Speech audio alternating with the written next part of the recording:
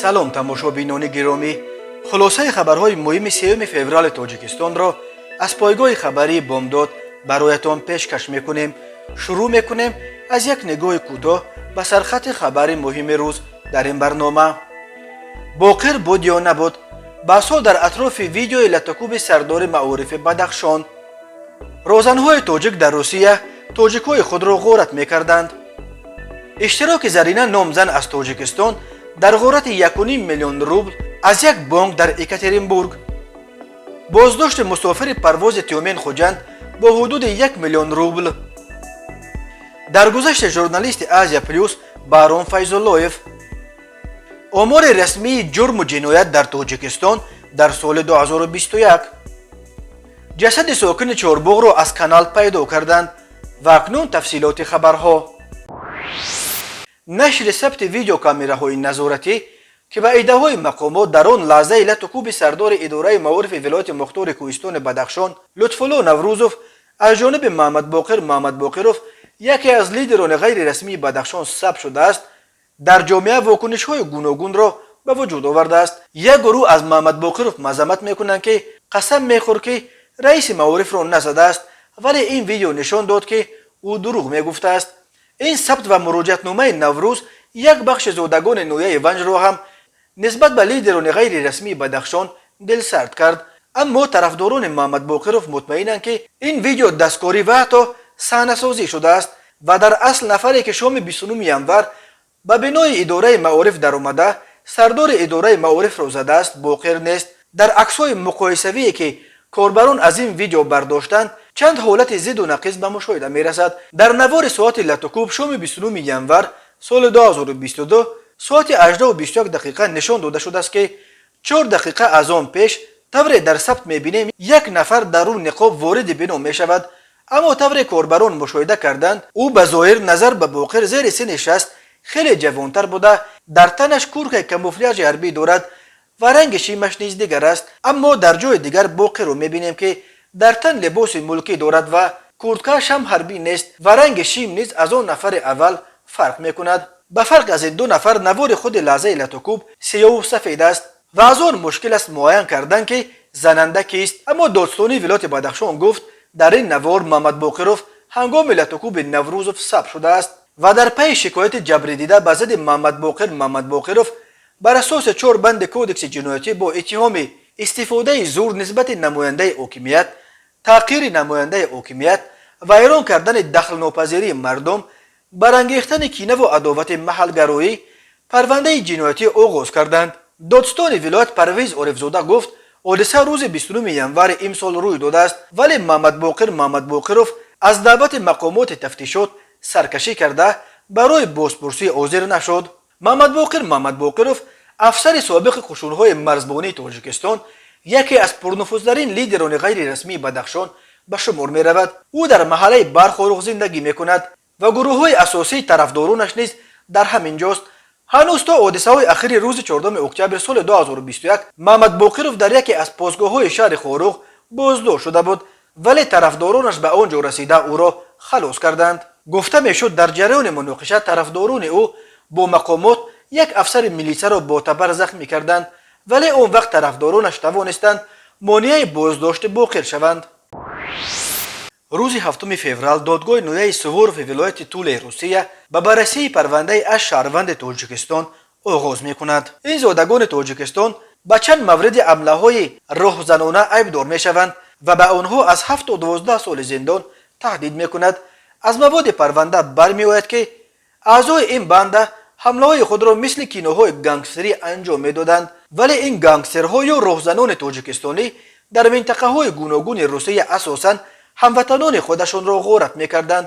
онҳое ки аз ночорӣ барои пайдо кардани луқмаи ноне барои хонаводаҳояшон ба ин мулки мусофират ба мардикорӣ омаданд, аз мост ки бар мост. бино ба гузориши нашрияи Вести Тула, аъзои ин банда гангстерҳои тоҷик аввалин ҳамлаи худро шаби 8 ноябри соли 2020 анҷом доданд. онҳо 5 нафар як мошинро иҷора гирифта, дар ӯ ниқобу дар дастҳо дастпӯшак ба шаҳраки коттеҷҳои Акиншина дар маҳаллаи Марушинская در کنار شهر مسکو اومده از سر دیوار به درون خانه در اومده در روی حوله در درون ماشین یک مهاجر نیز تاجیک میخوابید. آنها بر روی اون بیچاره پیستولیت مونده طلب کردند که پولهایش رو برآورده به اونها دهد. اون مهاجر تاجیک نمیگوید و او را به گردنش ضربه زده دستانش را بستند. بعد این آنها در واگنچه را زده شکسته وارد آن شدند و با تهدید سلاح از یک شهروند خیتای که در داخل واگنچه میخوابید پول و تلفنش را طلب کردند. اون مرد به آنها 28,000 روبل و 2 تلفنش را داده باز هم زیر تهدید پرول حساب بانکیش را داد. در حساب او 300,000 روبل بوده است. برای گرفتن این پول جبر دیده یکی از غارتگران را به بانکمات نزدیکترین در خیابان لنین برده است.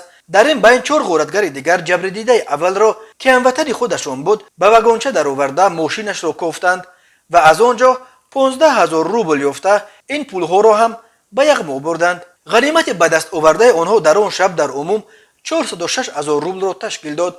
دفعه دوم 23 نوامبر همان سال 2020 اعضای این بند الکی 8 نفر شده در 2 ماشین باز هم در روی نقاب در دستها دستپوشک به یک خانه در دهه کراسنای میخایلووا نویه سوور و ولایت تولا حمله کردند.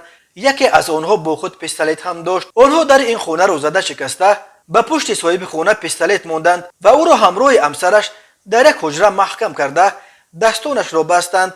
سپس غارتگران خانه را کوفتند ولی یگان سوم نیافته به زن تهدید کردند که پولهایش را دهد. یکی از غارتگران با کارت به شوهر زن حمله کرده و زن از ترس 20,000 روبل را که در سومکش داشت برآورده به آنها داد. غارتگران سپس زن را بسته به دهانش سکوچ زدند و از شوهر او طلب کردند که پولهایش را برآورده دهد. تحت فشار و تهدید صاحب خانه به آنها جای پولهایش را گفت و غارتگران از آشخانه 807,000 روبل را یافته گرفته از آن خانه فرار کردند. ولی همگی چند روز بعد پلیس با ایز گرم غارتگران را معاین و دستگیر کرد. وزیر کارهای داخلی تاجیکستان رمضان رحیمزاده روز 2 فوریه در نشست خبری جنبستیش مهمترین نشان دهنده های مربوط به وضع کریمینوگنی کشور در سال 2021 در جمهوری را ارائه کرد. به گفته وزیر سال گذشته در تاجیکستان 24,118 جنایت از جانب همه سوبیکت های به قیدگیری به حسابگیری به قید گرفته شده است که این نظر به 23,460 جنایت سال 2020 ثبت شده 658 جنایت بیشتر است. از این 24,000 جنایت ثبت شده از طرف مقامات کارهای داخلی 15,563 جنایت آشکار کرده شده است. فایز کشوده شوی جنایت ها باشد 80% را تشکیل می‌دهد. در دوره حسابات جنایت آدمکشی و سوءقصد به آن 103 روزنی، 38 غارتگری، 138 تجاوز به ناموس، 52 سودای آدمان، 52 قصداً رسانیدن ضرر وزنین به سلامتی، 150 افباشی، قلابی 3263، دزدی 6425، جنایت های اقتصادی 3379 اولت به حساب گرفته شدند. در سال 2021 در جمهوری 652، در سال 2020 566 عدد سلاح آتشفشان از جمله 48 عدد автомат، 90 عدد تپانچه، 133 عدد ملتق و کرابین، 360 عدد سلاح‌های سوفتمیل و دیگر لوازمات جنگی مصادره کرده شده است. رحیمزاده گفت از جمله 364 میل سلاح در ولایت مختار کوهستان بدخشان مصادره شده است. ولی محمد باقرов یکی از رهبران غیر رسمی بدخشان چند پیش در یک سخنرانیش در محله برخوروغ این معلومات مقدماتی را رد کرده و گفت اگر آنها اینقدر سلاح می داشتند سمرقند و بخارا را می گرفتند و راه واروخ را هم کشوده می دادند. طبق معلومات آمار در سال 2021 در مقیاس جمهوری 4 سوءقصد به عمل تروریستی و 2 عمل تروریستی به قید گرفته شده است. در سال 2021 از طرف ساختارهای وزارت کارهای داخله 579 نفر اعضایان تشکیلات‌های تروریستی و اکستریمیستی در صادر نمودن 766 جنایت معین کرده شده است. از این 399 نفر برای صادر نمودن 311 جنایت دستگیر شده به جوابگری جنایتی کشیده شدند. در جمهوری سال 2021 از جانب مقامات حفظ حقوق و ساختارهای قدرتی 4 تن و 83 کیلوگرم واسطه‌های گوناگون نشأه‌دار مصادره کرده شده است که 50% آن به مقامات کارهای داخلی راست می‌آید. اینچنین بیش از 991,000 نهال بانکداری کشته شده دریافت و نیست و نابود کرده شد که مقدار عمومی آن 1 تن و 631 کیلوگرم را تشکیل می‌دهد. در این دوره از طرف نابالغان 763 و جوانان 4759 جنایت به حساب گرفته شده است. در دوره اصابات بر اثر 1102 صدمه نقلیاتی 395 نفر به هلاکت رسیده، 1218 نفر جراحت جسمانی گرفتند. در جمهوری 1189 حادثه سوختار رخ داده است که در نتیجه 10 نفر آدمان فوت دیدند. مبلغ ضرر 70 میلیون و 820 هزار سومانی را تشکیل می‌دهد. مبلغ مال و اشیاء ایمن نگاه داشته 498 میلیون و 661 هزار سومانی را در بر میگیرد. رمضان رحیم‌زاده همچنین خبر داد که سال 2021 بیش از 100 نفر از اعضای سازمان‌های مخالفین از جمله پیمان ملی، حزب نهضت اسلامی تاجیکستان و گروه 24 همچنین 25 عضو گروه‌های متشکل جنایی بدخشان از کرده پشیمان شده به تاجیکستان برگشتند. در نشست خبری وزارت کارهای داخلی همچنین گفته شد که مقامات کارهای داخلی 4 کوشش حمله تروریستی از جمله 2 کوشش حمله از جانب طرفداران پیمان ملی تاجیکستان را پیشگیری کردند. پیمان ملی با نشر یک اظهارات این ادعا را ساخته و بی اساس نامید. تماشابینان عزیز، یادآور می‌شویم خلاصه مهمترین اخبار تاجیکستان را از پایگاه خبری بامداد تماشا دارید. برنامه را ادامه می‌دهیم. پلیس روسیه با ایز گرم هر دو گمانبر حمله غارتگرانه به شعبه بانک بازسازی و رشد اورال در شهر اکاترینبورگ را معین و دستگیر کرد. این حمله روز شنبه 29 ژانویه صورت گرفت و گمانبر شونده ها را علاقه 2 روز بعد دستگیر کردند. ابتدا گمان می‌رفت که بانک را 2 مرد نقاب‌پوش غارت کردند، ولی معلوم شد که یکی از غارتگران زرینه نامزن زاده تاجیکستان بوده است. بنا به خبرها روز 29 ژانویه که روز استراحت بود، در اکاترینبورگ 2 نقاب‌پوش به شعبه بانک بازسازی و رشد اورال حمله آورده با اشیاء مانند به سلاح به خزینه‌دار بانک تهدید کردند و به مبلغ 1.5 میلیون روبل را به یغما بردند. در رابطه با این حادثه بر اساس قسم 4 ماده 162 کودکس جنایتی روسیه با اتهام راهزنی پرونده جنایتی گشودند. ایرینا ولک سخنگوی وزارت کارهای داخلی روسیه گفت علاقه بعد 2 روز کارمندان پلیس شخصیت گمانبر شونده ها را معین و آنها را دستگیر کردند. آنها یک زن و یک مرد ساکن شهر پروورالسک بوده، هر دو قبلا هم چند بار سود شدند. هر دو به گناه خود اعتراف کردند. در جریان کوفتکوف یک قسم پولهای غارت شده را یافته مصادره کردند. همچنین 2 پیستولت پنوماتیکی را پیدا کردند. باور می رود که همین سلاح‌ها هنگام حمله به بانک استفاده شدند. هر دو گمانبر شونده را به حبس گرفتند و تفتیشات ادامه دارد. زرینه و شریک جنایتی او در ویدیو که وزارت کارهای داخلی روسیه نشر کرد بیانات می‌دهند که به سبب مشکلات مالیوی دست به این حمله راهزنی زده بانک را غارت کردند. درباره زرینه معلوماتی از این بیشتر داده نشده است. طوری به نظر می‌رسد زرینه از آن روستابارهای زاده تاجیکستان است که بعداً به روسیه کوچیدند. ماریا زکیرووا سخنگوی گمرک تیومن روز 3 فوریه خبر داد که کارمندان گمرک در فرودگاه روشن شهر تیومن در بغاج دستی یک مسافر پرواز تیومن خوجند قریب 1.5 میلیون روبل پیدا کردند.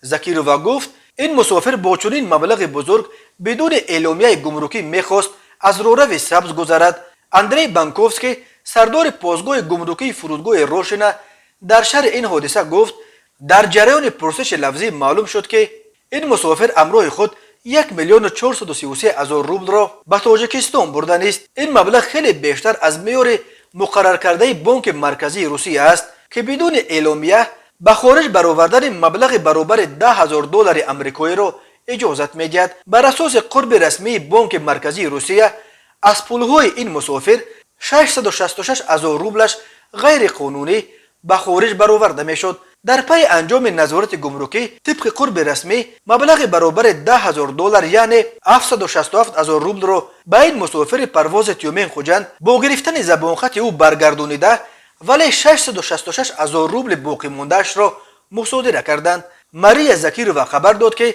در رابطه با این مورد بدون اعلامیه به خارج قلمرو اتحاد اقتصادی اوراسیا برآوردن پولهای نقد بر اساس ماده 16 قسم 4 کودکس حقوق ویرانکنی مأموری روسیه پرونده مأموری ترتیب دادند.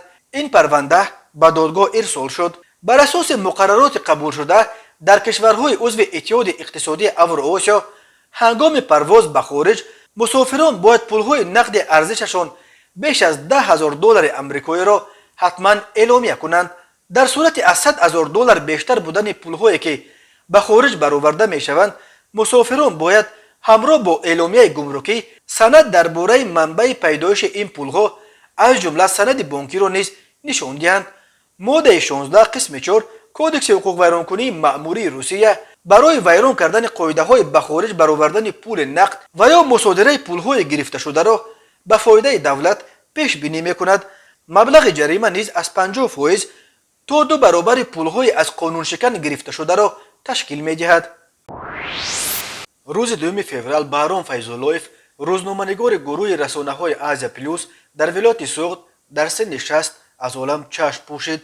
او همگی 2 روز پیش از مرگش 31 ینور به سن 60 رسید، ولی متاسفانه این جشن آخرین زندگی بهرام فیض‌اللهیف به روزهای راست آمد که او در بستر بیماری با مرگ مبارزه می‌برد. ژورنالیست شناخته نعمت میرسیدوف خبر داد که مراسم وداع با بهرام فیض‌اللهیف روز 3 فوریه وقت نماز پیشین در کوچه پرومایسکای شهر بوستان برگزار می شود. آزیا پلوس خبر داد که بهرام مدت زیاده از 1 ماه در بیمارخانه شهر بوستان ولایت بستری و 2 بار جراحی شد، لیکن بیماری او را از عالم ربود. بهرام فیض‌اللهیف شعبه زبان عربی رشته شرقشناسی دانشگاه دولتی تاجیکستان را ختم کرد. سالهای 80 چند سال در لیبیا به حیث ترجمان کار کرده است. بعد بازگشت به وطن او به ژورنالیستیک پیوست و چند سال در رادیو، سپس در خبرگزاری ورارود و طرحهای سازمان ملل و سالهای اخیر در آزیا پلوس کار میکرد. بهرام فیض‌اللهیف روزنامه‌نگار صاحب تجربه و کارشناس و مشاور اوید به مسائل سرحدی، دوست صادق و حمایتگر و غمخوار بود. هیئت کارمندان گروه رسانه‌های آزیا پلوس و حال جامعه روزنامه‌نگاری تاجیکستان به نزدیکان و پیوندان مرحوم همدردی عمیق اظهار داشته به آنها از درگاه خداوند صبر جمیل می‌طلبند. نوشته است اداره آزیا پلوس در سوگنامه‌اش در مرگ همکار خود. و حالا یک مرور کوتاه به اخبار کریمینالی و حادثه‌های ناخوش روز. شب 2 فوریه ساعت 02:46 دقیقه نوبتدار کارخانه آب و کاریزی شهر دوشنبه به نوبتدار فوری ریاست دوشنبگی کمیته حالت‌های فوق‌العاده تاجیکستان خبر داده است که در کانال دریوتسانی واقع در حدود ناحیه اسماعیل سامانی جسد شخصیت نامعلوم جوان به تخمین 25-30 ساله نمودار شده است. نجات بخشان کمیته به جای حادثه سفربر گردیده ساعت 03:20 دقیقه جسد را از کانال بیرون آوردند و به کارمندان مقامات حفظ حقوق که نیز دعوت شده بودند سپاریدند. کمیته حالت‌های فوق‌العاده تاجیکستان گفت بعداً معلوم شد که غرق شده یک ساکن 30 ساله دهه اوقل جماعت دهات چهارباغ ناحیه ورزو بوده است. سبب در آب غرق شدن او معلوم نیست. مقامات حفظ حقوق تفتیش قضیه را آغاز کردند. مرکز مطبوعات ملیت شهر دوشنبه خبر داد که باز یک ساکن پایتخت را برای مادرآزاری حبس کردند. هرچند احترام والدین قرض انسانی هر یک نفر به حساب رفته، شرف و مقام از خدمت و دعای مادر شخص را صاحب مرتبه می‌گرداند. متاسفانه بعضی از افراد در جامعه هستند که با عمل و رفتار و الفاظ قبیح باعث آزار والدین خود میشوند. اظهار تأسف میکند میلیسه دوشنبه و می‌افزاید کارمندان میلیس با مقصد پیشگیری از جنایت و نافهمی‌ها در عائله چاره‌ها می‌اندیشند و الکی چند فرزند را برای آزار و اذیت والدین به جوابگری کشاندند. از جمله شهروند مسافر و پرویز کامیلوویچ سال تولدش 1971 استقامت کننده شهر دوشنبه کوچه قاسموف نوحیه فردوسی عائله دار صاحب 2 فرزند برای آزار مادر و ویران نمودن ترتیبات جمعیتی دستگیر کرده شد. نامبرده صحنه 31 ینور سال جاری در حالت مستی به منزل استقامتیش واقع در کوچه قاسموف حاضر گشته با مادر و همسر برادرش مناقشه کرده نسبت آنها سخنهای قبیح زده است و ترتیبات جمعیتی را دغلانه ویران کرده در نزد اطرافیان شان و شرف نامبردگان را پس زده است. آمده است در اطلاعیه میلیسه دوشنبه نسبت به مسافر و پرویز طبق طلبات ماده 460 مایداو باشه کودکس حقوق ویرانکنی مأموری جمهوری تاجیکستان پروتکل مأموری ترتیب داده شده با قرار سود نسبتش جزا در نمود حبس مأموری به مدت 10 شبانه روز تعیین کرده شد. میلیسه دوشنبه قبلا نیز درباره حبس مأموری چند ساکن پایتخت با جرم آزار دادن مادر و همسرهایشان خبر داده بود. به شعبه وزارت کارهای داخله در شهر ترسونزاده با عریضه مرد 38 ساله ساکن شهر مذکور مراجعت نموده است که ماه دکبر سال 2021 شخصان نامعلوم با راه پنهانی به خانه استقامتیش در آمده از آنجا یک چند عدد لوله های سیم را دزدیده از جای حادثه غیب زدند. ضرر رسانیده شده 15,000 سامانی را تشکیل می‌دهد.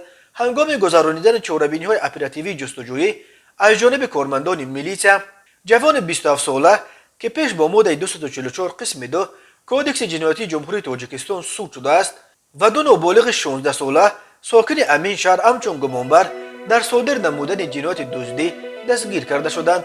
از روی این حادثه تفتیشات ادامه دارد. تماشابینان عزیز و گرامی، این بود مرور به خلاصه چند خبر مهم امروز تاجیکستان.